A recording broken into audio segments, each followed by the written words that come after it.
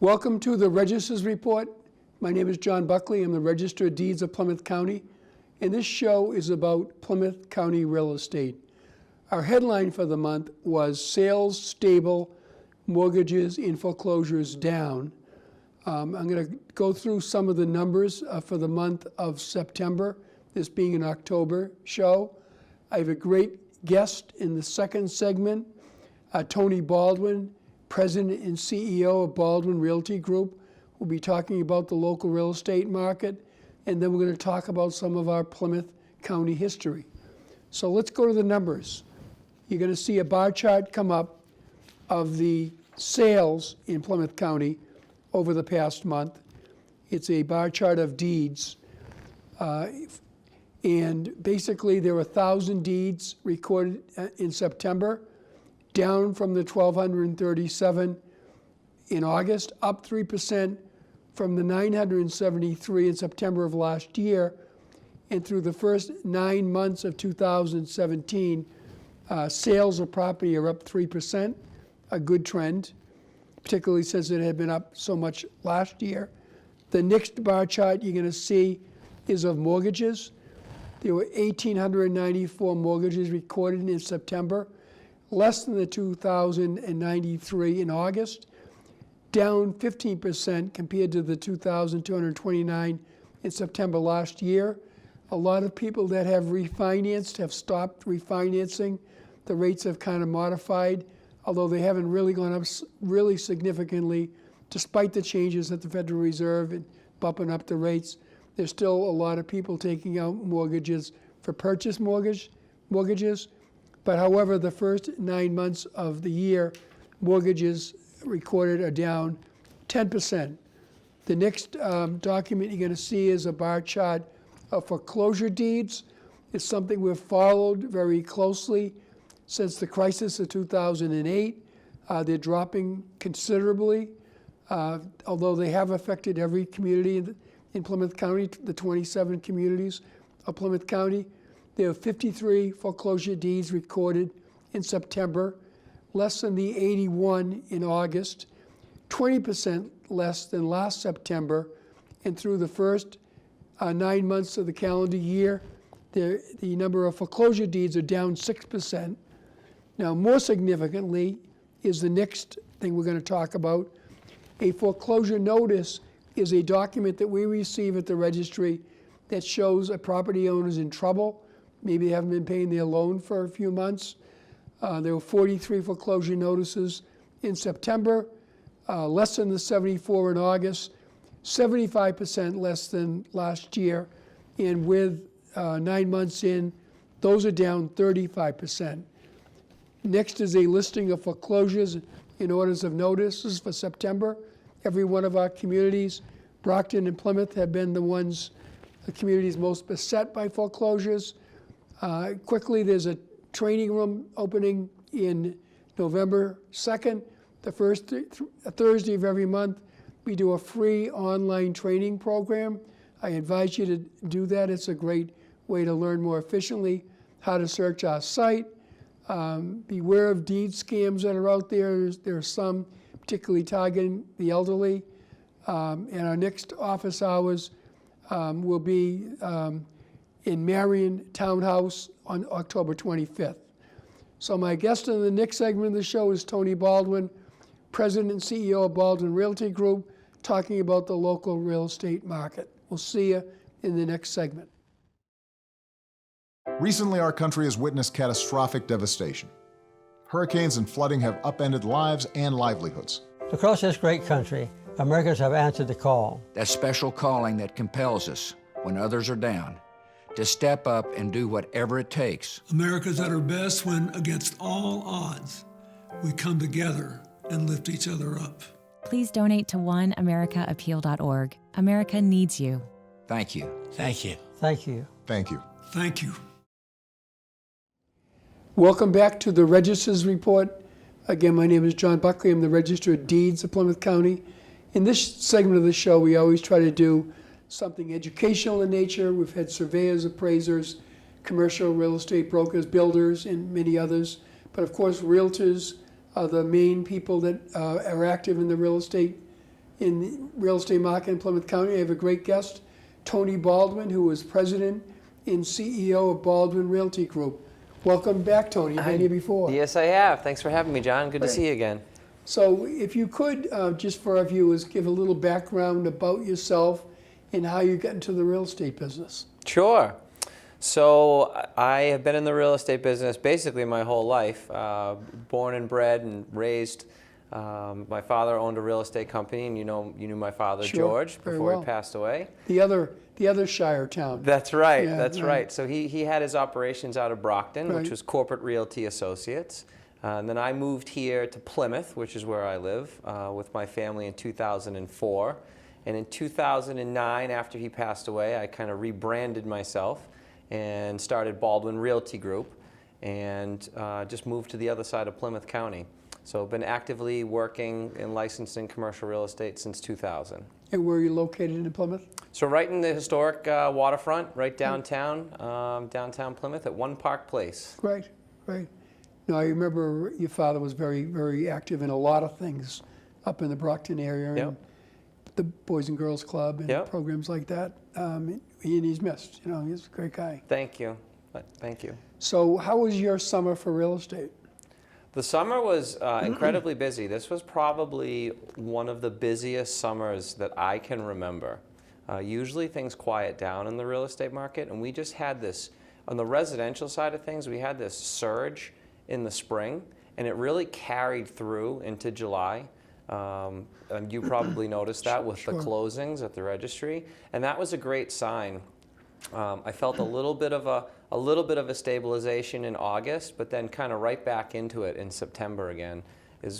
That was my personal experience. Yeah, so what percent do you do residential and what percent commercial?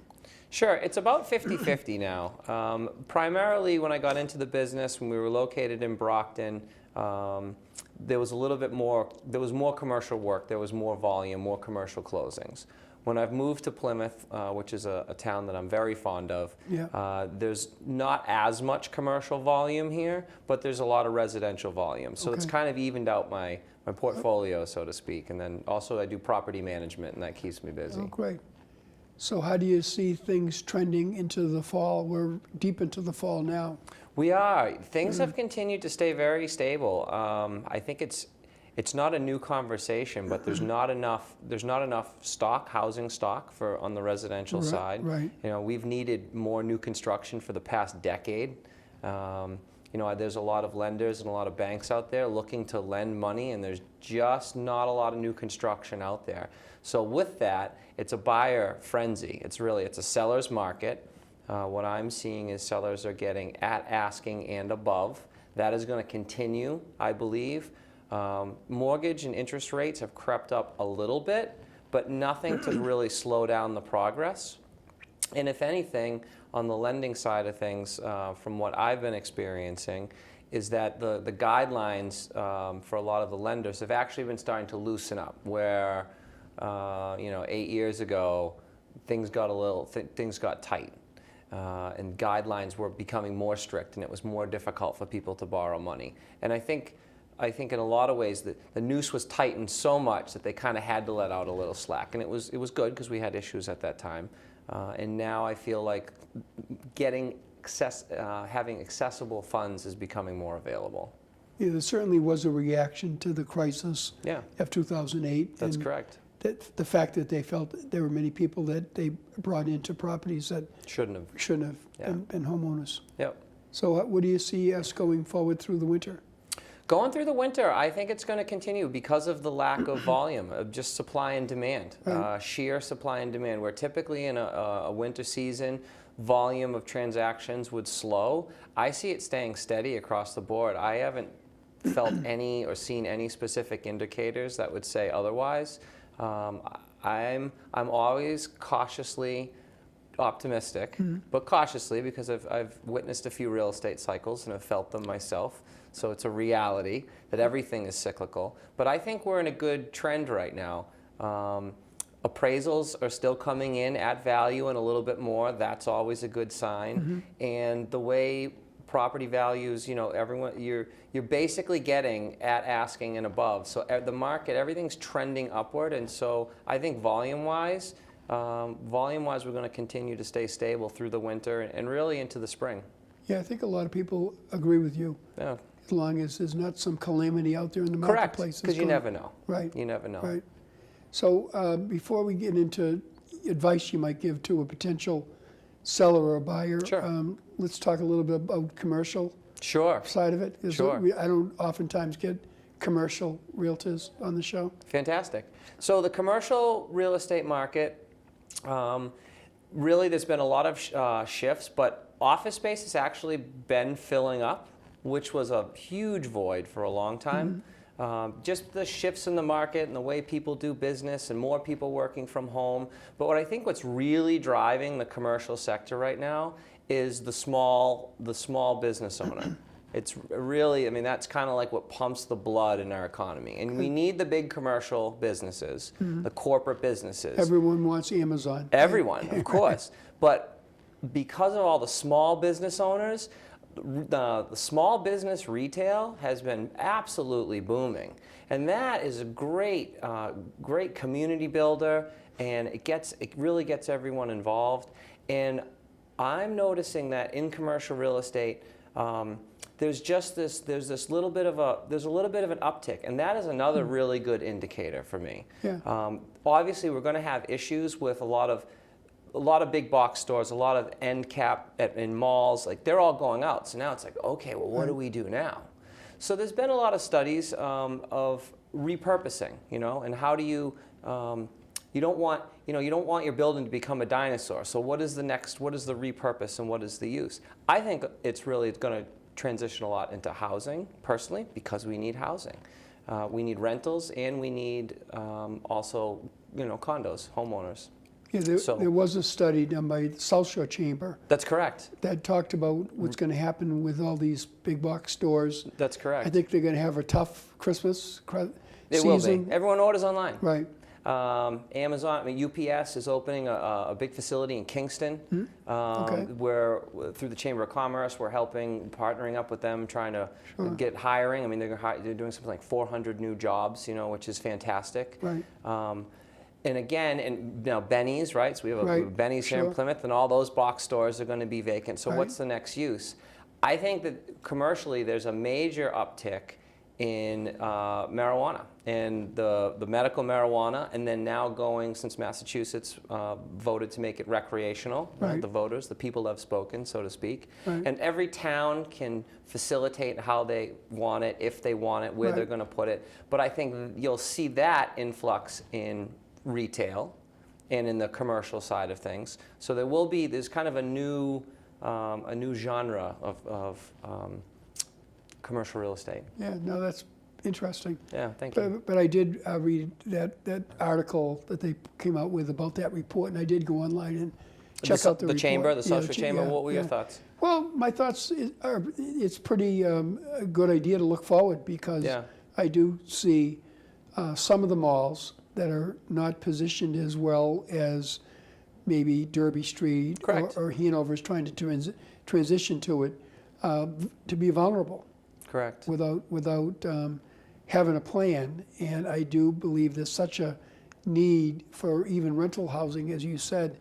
It could be a great opportunity to make it more of a community by Agreed. adding housing into those circumferences. You know? Agreed. So it's an exciting time, because embrace the change, right? Change Sure. happens. So Sure. don't run away from it. Kind of Right. take it head on, Right. and then wonderful things can come out of change. So I'm excited to see what the commercial real estate market holds in the next few years. So if a person was watching this show today and they were looking to be a buyer of property, possibly even a first-time home buyer, which we're all trying to encourage, Yep. what kind of advice would you give them to prepare to enter the marketplace? Sure. So the first thing to do is to be qualified. So be pre-qualified. Speak with your local bank or a local lender, a mortgage broker, whoever you feel comfortable with. If you have a relationship, if you don't have a relationship, seek out someone. Maybe you have a relationship with a real estate broker, a sales agent, or anyone that can lead you in the direction to get some good advice. So get pre-qualified first, and then you know what you're dealing with, and you know where you can start to begin to look. And then partner up with a good real estate agent. Someone that knows the area, someone that has a good reputation, someone that you feel comfortable with and you feel like you can relate to. Because for most people, specifically a first-time home buyer, it's the biggest purchase of your life. Sure. If you're a first-time home buyer, Right. you know, most people haven't laid down $200,000, $300,000 ever in their life. You know, so going through that process is really, really important. And to there clearly are assemble a good team. barriers that weren't necessarily in place 20 years ago with the ability to get a down payment together, and in light of many people that have student loans that are hanging around. Correct. Yeah, it can be challenging. There are some great programs out there. You know, there are still the VA loan program is absolutely fantastic. Yeah, Mass Housing has some good programs. Mass Housing. And just, you know, and Freddie and Fannie, as I was alluding to earlier, Sure. have kind of changed their guidelines a little bit. And they've lowered, for instance, the credit scores. So you don't have to have, you know, an above a 700 credit score anymore to even, you know, because a lot of people had a hard time with their credit 10 years ago and during a troublesome time in our market. So loosening those guidelines a little bit to making it a little bit more affordable, and the ratios, the debt to income ratios, really was huge. I want to say they're at about 50, pretty close to like 51% now. So a person that would be coming to you in looking to buy a home, how would you get them started other than the issue of getting pre-qualified? What kind of things would you be asking them to ascertain their interests of where they would want to be? Sure. So once someone's been pre-qualified, I like to sit down and I find myself to be, I hope I am, a very, very personable, super easygoing. I'm certainly not a hard salesman. You know, it is what it is. It's either going to work for you or it's not. Right. And you know, whether it's myself or anyone else, just get sage advice. Just get very solid, you know, unbiased, you know, objective advice. Because you want to get it, you want to partner up with an expert, because you know, with all the Zillows and the Trulias and kind of everyone, I want to say everyone, it's a blanket statement, but a lot of people feel like, oh, I can buy a house online just like I can buy a car online, just like I can order anything on Amazon. But there are little nuances through a transaction and through a deal. So really getting a good team assembled and partnering up with someone that you feel comfortable with is extremely important. The world has changed. A lot of people already have looked at real estate over the internet before they even get out there. That's right. Yeah. That's right. But really knowing your area, and when you think, I encourage buyers to drive around. Don't just look online. So okay, look online, map it out. And then before you start even going in and looking at places, just drive around, get a feel for the area. Yeah. You know, after work, pull in, park in the street for a little bit. You know, hang out for 20 minutes. Maybe you didn't realize there was a bus station down the street or an airport and that you weren't aware of. And maybe that affects you in a positive way, or maybe that affects your decision in a different way. So I really encourage people to kind of get out and then explore, you know, with families. School systems are often very important. So kind of just know where you're landing. And real estate, it's, you know, location, location. So you got to do what works for you. So let's talk about tips and what you advise a seller that was coming to you to how to get their property looked at in the right way. Sure. So for selling, absolutely, as we stated earlier, it's a seller's market right now. But just like when you meet someone for the first time, right? You only have one shot at a first introduction. So before you put your house on the market, really get it ready. Curb appeal is huge. So if you're, you know, if you have a single family home and you have a yard, obviously you want it picked up, you want it looking really nice. I often work with people that come in and do consultations for staging. You know, I'm just as guilty as a lot of other people that when you live in a home for so long, we accumulate all this stuff, you know, and what we like, not everyone else might like. So if you really are looking to put your home on the market, something that I recommend is, you know, staging. And with that, you're basically taking all your personal items and you're putting them away. You're packing them up so they're ready to go, and you're just leaving the essentials in the room because you want people to have a little bit of creativity and see the space as open and not so much your space, but it could be their space. So leave it a little bit more neutral. Interesting. Yeah. So things on the wall even, or not? Yeah, a lot of time, family photos, right? You've got all your family photos of grandma and grandpa and all the kids when they were growing up, and that's really nice, and those are they're wonderful, wonderful memories. But for someone else coming in, if you're trying to sell your home, you want that new family to feel comfortable there. So you want that new family to come in, maybe see the wall that's freshly painted or cleaned, and you say, oh, I could put my family photos here, but not have the experience of, that wonderful porcelain, cat ashtray that you got your grandmother 40 years ago. So technology has changed for your work. It has. Since you started. Correct. It's amazing to me how fast the realtor business changes to the laptops and everything on the iPhones, and you can get a purchase and sale signed within 5 minutes. Yeah, if you, digitally. I mean, back and forth. It's amazing. Yeah. In 2000, I had a computer, but I can say that my father didn't have a computer. Right. Right. So a typical your father didn't have a computer. Sure. Right. So working in real estate at that time, it was just different. It was really, really different.